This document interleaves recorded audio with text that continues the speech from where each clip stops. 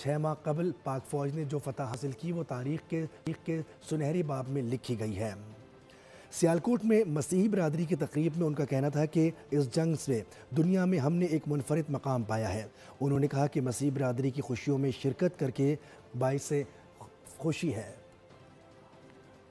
बहादुर अफवाज ने सरजमीन पाकिस्तान, सरजमीन पाक की जिस तरह हिफाजत की, आज से तकरीबन 6-7 माह कबल जो है वो भी पाकिस्तान की तारीख में एक सुनहरा बाब है। आने वाली नस्लें जो है ता क़यामत इस जंग में जो फतह नसीब हुई उस पर फ़ख्र करें।